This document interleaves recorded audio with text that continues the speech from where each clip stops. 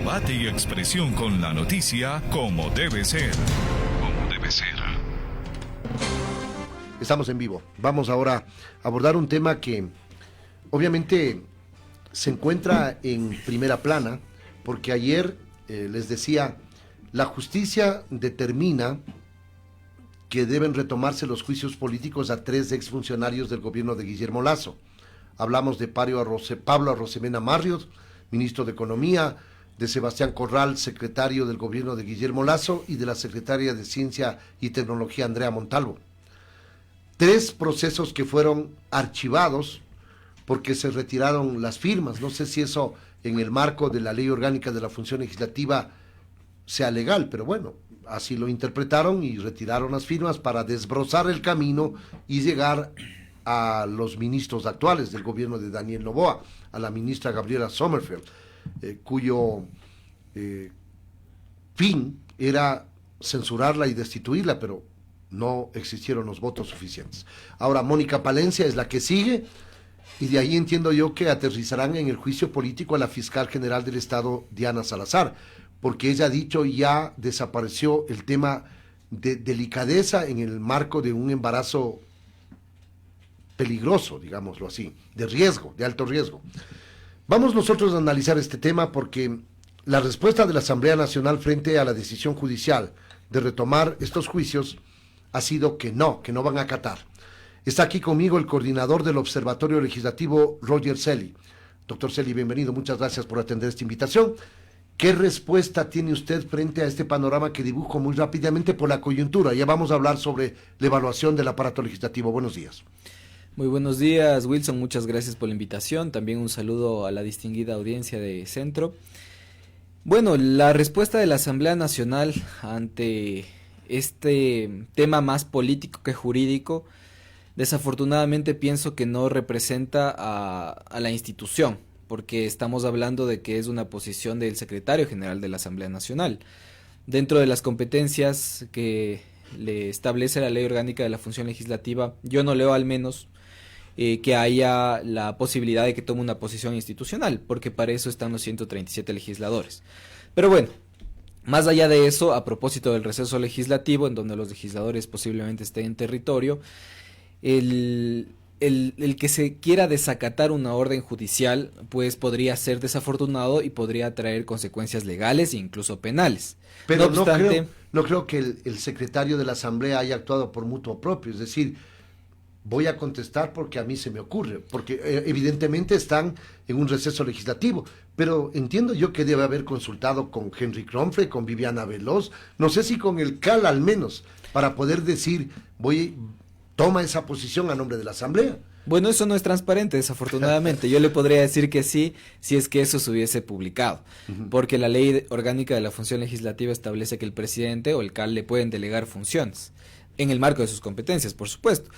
Pero más allá de esto, que es una cuestión de forma actualmente, hay algo de fondo, y es que la decisión del juez no escucha o no hace caso, o hace caso omiso, de la sentencia de la Corte Constitucional, que establece que dentro de la justicia ordinaria en materia constitucional no se puede resolver nada al respecto del control político. Es decir, y eso es un precedente que debió haber sido tomado en cuenta por este juez, ¿no? Por supuesto, es norma expresa, y además de la Corte Constitucional.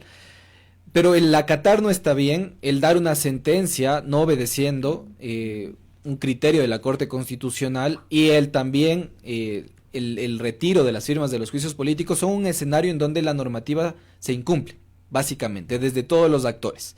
¿Qué pasa cuando toda la normativa se incumple? Es momento de apegarse a la norma.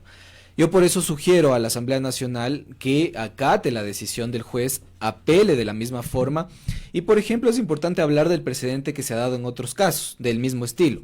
Cuando Fernando Villavicencio presidía la Comisión de Fiscalización, en el marco del juicio político en contra del entonces Procurador General del Estado, Íñigo Salvador, también se quiso retirar las firmas de los juicios políticos, incluso la solicitud. Ya al no existir las firmas, lo que decidió Fernando Villavicencio en ese momento con la comisión fue enviar el proceso al Pleno. Para que decida el Para Pleno. que el Pleno decida, porque eso es lo que establece el espíritu de la Ley Orgánica de la Función Legislativa. La comisión no sustanció, porque ya no era procedimentalmente adecuado, pero decidió el Pleno. Y eso se evocó en pocos días. Entonces, esta posición política, más no jurídica, de todos los actores, y ya vamos a hablar del gobierno nacional también, porque hay una posición también detrás. Bueno, Inés Alarcón, que es del bloque oficialista, es la que plantea esta acción de protección. Y el juez Romero es el que decide finalmente aceptar esta acción de protección, el juez Edgar Javier Romero, ¿no? Así es, ahora se muestra un interés mucho más frontal del gobierno nacional en materia de juicios políticos. E incluso en su primera aparición como ministro de gobierno, el señor Félix Wong sale a dar una rueda de prensa en donde muestra también de manera muy frontal cuál es la intención y la posición del gobierno. Ojo, ahí estamos ya frente a un tema y un hilo muy delicado que es la independencia de funciones. ¿Qué tanto el gobierno nacional está queriendo interferir en la justicia y en las decisiones del legislativo? Es necesario entonces que por el camino legal la Asamblea apele, impugne para poder echar abajo esta acción de protección. No es cuestión de decir no la voy a acatar porque eso le puede traer las consecuencias que usted ha manifestado, doctor Celi. Claro, le puede traer consecuencias de tipo penal por incumplir orden de autoridad competente, que eso está claramente establecido en el Código Orgánico Integral Penal. Pero la Asamblea Nacional también puede apelar. Y la Corte Constitucional también debería activarse con un mecanismo de oficio para revisar el cumplimiento de su sentencia, básicamente. Y la Judicatura también es otro actor. ¿Por qué menciono todo esto, Wilson, y los diferentes actores? Porque todos estos deberían actuar apegados a la ley para que esta situación se resuelva. Si es que la Judicatura opera políticamente, las cosas van a seguir igual. Si es que la Corte Constitucional no decide de manera adecuada efectuar un mecanismo de revisión de su sentencia, o sea, estamos frente a una encrucijada jurídica y política porque todos los actores no se están apegando a la ley. Desafortunadamente está funcionando así. Por eso estamos en este problema. Ahora, Jorge, yo lo que advierto es que en el ámbito político, capaz que hasta a los actores políticos les conviene retomar estos juicios, porque estamos en una pre-campaña y voy a explicar más o menos lo que le quiero decir.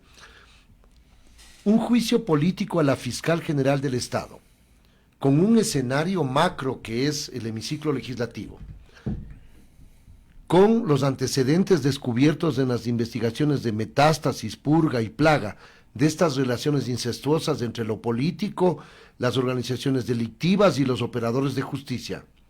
Creo que no es un buen negocio porque les puede ser contraproducente a los impulsores del juicio político, que son dos actores de la Revolución Ciudadana.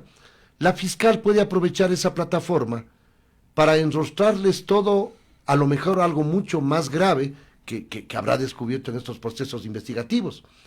Y eso les puede pasar factura en el proceso electoral que está a la vuelta de la esquina. Si es que se aquietan las aguas y si es que son sabios los políticos, no les convendría, porque después de Mónica Palencia tocaría retomar, como decía, el juicio político a la fiscal, que ha dicho ya pasó la etapa de delicadeza. Entonces, a lo mejor les conviene hacer tiempo, porque en medio de la campaña les puede pasar factura, reitero.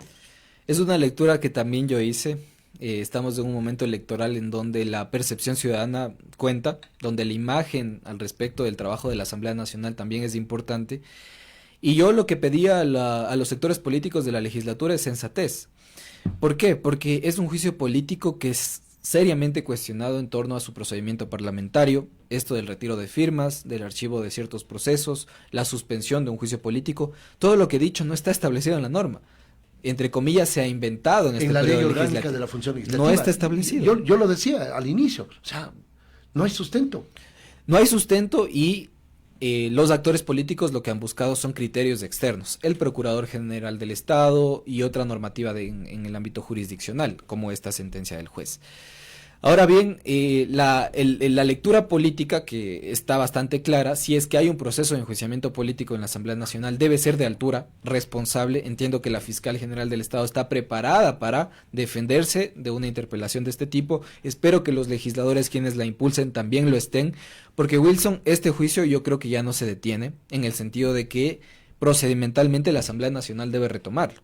Pero no hay cómo meterlo en la congeladora, porque, mire, tomando en cuenta estas decisiones sin el sustento legal necesario, de archivar procesos, de retirar firmas.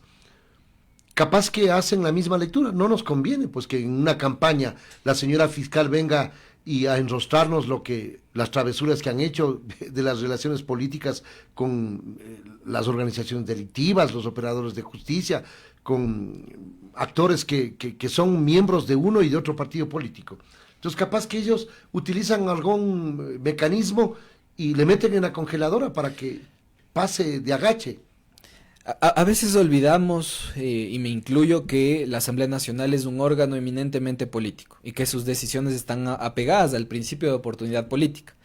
En este caso, el Consejo de Administración Legislativa y la mayoría que esté en ese momento podrían decidir continuar o no continuar con el juicio político de la fiscal, o como usted bien dice, enviarlo a la congeladora. Eso se complica en razón de que la cabeza de la Asamblea Nacional va a cambiar muy pronto, posiblemente, con la salida de Henry Kronfle, y se podría configurar una nueva mayoría. Desde la lectura de la nueva mayoría, se podría, como usted bien dice, pensar electoralmente, políticamente y legítimamente, el no aceptar el pedido de la Fiscal General del Estado y no iniciar el proceso de juicio político en la Comisión de Fiscalización. Es una lectura política.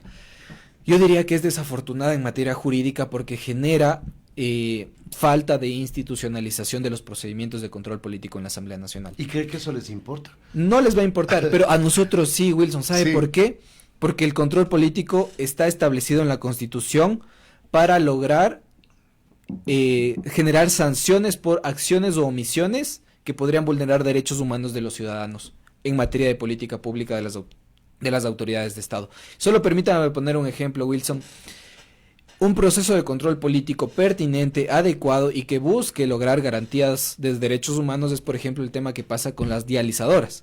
Si el gobierno no entrega los recursos a las dializadoras para que los pacientes se puedan atender, ahí hay un proceso de control político que debe ser realizado de manera oportuna. Porque hay una afectación directa a los ciudadanos, derechos de los pacientes que sufren esa insuficiencia renal. Por supuesto, es clarísimo, pero estas más de 20 solicitudes de juicio político que se han presentado en la Asamblea, récord, porque antes no habíamos visto que en tan poco tiempo se presenten tantas solicitudes, no son juicios políticos, no es control político, son juicios de conveniencia política, que es distinto, en donde solo se busca el tema partidista, electoral, político y de coyuntura. Roger, es necesario entender que una cosa es lo que hacen con la mano y otra es la que borran con el codo, decía mi abuela. Estamos dialogando con el coordinador del Observatorio Legislativo, el doctor Roger Celi. Lo que hicieron bien en una primera etapa en este acuerdo de gobernabilidad, que ha logrado aprobar 27 cuerpos legales. Ahora quizá están desdibujando con este tipo de acciones y manejos políticos, porque esta entrevista era para aplaudir esta posibilidad que ha tenido el aparato legislativo de hacer un trabajo eficiente, más allá de cualquier otra consideración, Roger. Efectivamente, los números no mienten. La Asamblea Nacional cuantitativamente ha hecho un trabajo excepcional. 27 leyes, pues en tan poco tiempo no habían sido aprobadas en los últimos años. De hecho, la agenda parlamentaria estuvo estancada durante mucho tiempo con la presidencia de Guadalupe Llori, por ejemplo. ¿En cuánto? En 6 meses, ¿no? En 7 meses, exactamente. Desde noviembre. En donde la Asamblea Nacional parece que sí fue coherente con su posición comunicacional de la nueva Asamblea, de la nueva política. Se veía un cierto cambio en las posturas políticas. Ahora eso ya no es tan así. De hecho, la percepción ciudadana de confianza en la palabra de los legisladores y en las decisiones de la Asamblea ha bajado muchísimo y esperamos también que sea como la anterior Asamblea Nacional, la Asamblea de menos del 3% de credibilidad. Ahora, en términos cuantitativos, y lo hemos conversado, Wilson, muchas leyes aprobadas, muchos proyectos de ley presentados, muchos procesos de fiscalización iniciados, pero de fondo, la calidad. La calidad ya se ve porque al pasar del tiempo. En cantidad pasan el examen. En cantidad pasan 20 sobre 20, pero en calidad reprueban. Desafortunadamente la Asamblea Nacional en términos de calidad nos queda debiendo. Leyes que son corregidas en el registro oficial con fe de ratas, porque son enviadas desafortunadamente de esta forma. Procedimientos legislativos cuestionables. El tema del IVA sigue siendo cuestionado. ¿Cómo se metió al último momento con un tema procedimental? El tema del IVA que afectó a todos los ecuatorianos. Ojo, con un tema procedimental, no fue una decisión política. Y además quedando intactas las posiciones de los partidos políticos que permitieron, es decir, es algo loco, ¿no? Porque el Partido Social Cristiano no más impuestos y salió incólume. La Revolución Ciudadana, que estaba contraria, y el procedimiento determinó que entra en vigencia por el Ministerio de la Ley. Es de locos. Es esquizofrénica la situación política que se genera en torno a una decisión en donde nadie es responsable, pero la decisión finalmente ocurre y pasa. Y hay así un sinnúmero de ejemplos que podemos dar al respecto de cómo ha funcionado cualitativamente la Asamblea Nacional. Y voy a dar un dato también que es importante, que ya es más de tinte cualitativo. Sucede que de los más de 200 proyectos de ley que se han presentado en este periodo, que son muchos son muy buenos, otros pues son cuestionables, se ha aprobado apenas del 3%. Es decir, todo lo que ha aprobado este aparato legislativo, como usted señala, son procesos que ya venían siendo trabajados hace muchos años. Hay otros procesos que ya van más de 5, 6, 10 años pendientes y que la Asamblea Nacional, sea cual sea la tendencia política, no se atreve a tratarlos. Por ejemplo, el Código de la Niñez, el Código de la Salud, la Ley de Minería, Ley de Prevención de Conflictos de Interés. Y usted ahí señala algo al respecto de la Ley de Minería. ¿Qué hay detrás de la Ley de Minería? Que ese archivo de segundo debate pasa por todas las presidencias y nadie lo pone en el Pleno de la Asamblea Nacional. Es que es un aparato, un instrumento conflictivo que les puede generar problemas, y más aún en una campaña política, porque usted ahora mira las ofertas que ya están esgrimiendo los 17 binomios. Todavía no estén firme, pero eso es así. Era previsible que en la Asamblea Nacional haya un proceso y una primera etapa de buena producción.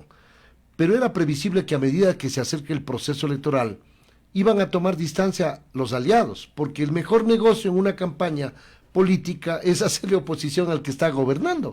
Es obvio, y eso era previsible, le reitero, Roger, porque 6 meses de luna de miel, y ahora ya estamos viendo un divorcio, pero absolutamente claro, porque cada uno de los partidos que eran aliados, socialcristianos y Revolución Ciudadana, ahora son oposición recalcitrante. Y ese es el resultado, pero creo que debemos también enfocarnos en por qué se da todo esto, por qué tenemos fragmentación en la Asamblea Nacional, porque hay un alto índice de transfugismo político, más de 20 legisladores han cambiado de camiseta y seguimos sumando. ¿Por qué pasa todo esto? Y hay que regresar a ver al sistema de partidos, a las organizaciones políticas que son responsables de muchos de los problemas y de los resultados que tenemos hoy como país. Desafortunadamente, las organizaciones políticas, primero, no logran filtrar bien a sus candidatos, no los forman. Lo que ponen en las papeletas son afines a las organizaciones políticas, no son militantes. Aquí no se exige la militancia, no se prohíbe la doble militancia. Aquí uno hoy es de Alianza País, mañana es de Creo, y bueno, eso pasa mucho. Son 4 o 5 cambios que logran hacer las organizaciones políticas. Se afilian para ser candidatos, o sea, efectivamente. Usted, 2 semanas antes me afilio y ahora soy el representante de un partido político, no quiero mencionar el nombre, pero ya ahora mismo hay una pugna interna que no sé si vaya a echar abajo la candidatura, pero eso sucede, pues, o sea, partidos de alquiler o compra de candidaturas, hay que decirlo claro, porque eso funciona así. Hemos visto lamentablemente que es así, Roger. Cascarones vacíos además, porque bueno, después de todos estos problemas que hemos señalado, llegan a la Asamblea Nacional, ocupan una curul y las decisiones que toman no son apegadas a principios ideológicos, son meramente negociaciones. Es por eso que organizaciones políticas que dicen ser de izquierda o de derecha toman decisiones totalmente contrarias, mayorías móviles. Y es, desde mi punto de vista, un poco espantoso incluso que la propia cabeza de la Asamblea Nacional diga que trabaja con mayorías móviles para pasar sus leyes, que el propio gobierno nacional se sienta orgulloso de lograr mayorías móviles para pasar sus leyes. Eso en una democracia es cuestionable y desafortunadamente es como está operando actualmente la política del país. Partidos políticos débiles, deficientes, cascarones vacíos, con resultados de poca calidad en el hemiciclo legislativo. Roger, muchas gracias por atender esta invitación y ayudarnos a entender esta coyuntura que está viviendo ahora el aparato legislativo, la Asamblea Nacional. Roger Celi es coordinador del Observatorio Legislativo y ha estado con nosotros a través de Notioy. Me despido porque viene el segmento por la salud y la vida del doctor Rafael Bonilla Cortés. Que tengan un feliz fin de semana. Buenos días. Notioy, la noticia como debe ser.